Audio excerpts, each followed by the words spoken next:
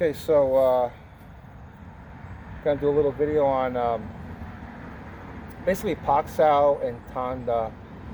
Um, Technically speaking, it's the same, but how I'm gonna generate the power is gonna be a little bit different.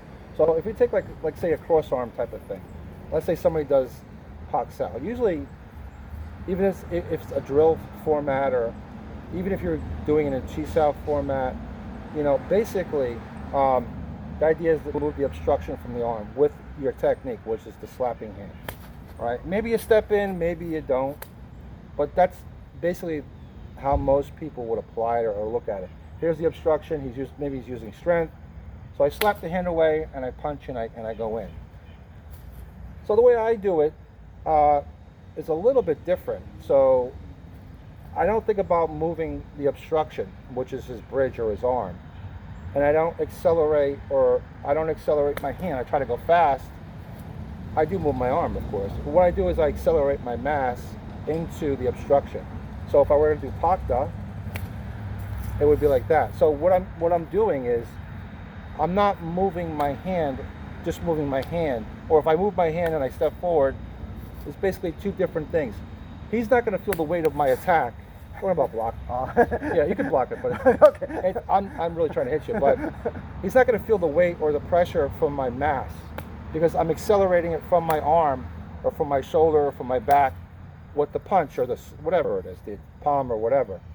So I'm moving my mass into him, and I'm striking. So it's going to feel different, and it'll be more difficult for him to stop my attack. So even if he's strong here, if I try to pak, maybe I can't even move the obstruction, It's difficult. But if I move my mass into it, even a little bit, then I can move because he's not going to be able to overcome my mass with his arm. Mm-hmm. That's a Paksao type of situation. So, same thing with Tanda. So for Tanda, let's say in a drill format where I was practicing Tanda, he punches.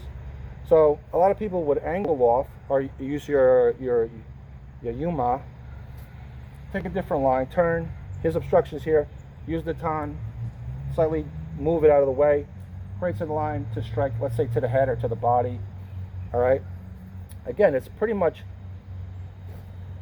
just taking a different line, rotating, and striking. So the way I do it again is I don't want to move. I don't take a different line because it's not necessary. So here's the obstruction. Again, I don't try to move his hand. If I try to move his hand with my tansao, I can't actually move his hand. It's too massive. So what I do is I don't move with the hand. I move with the mass. I accelerate my mass against his hand, and then I strike. So I don't need. If I take another line, if I do this, now this is just a drill or an example, but if I try to do this, my hips are not really facing him. He could come straight in, and then I'd have to take another line again. But if I just move my mass into him, he's not going to be able to. No, I can't. He's not going to be able to do it. Even if he puts his hand up, say he puts his hand, then I come on the other side and I strike him.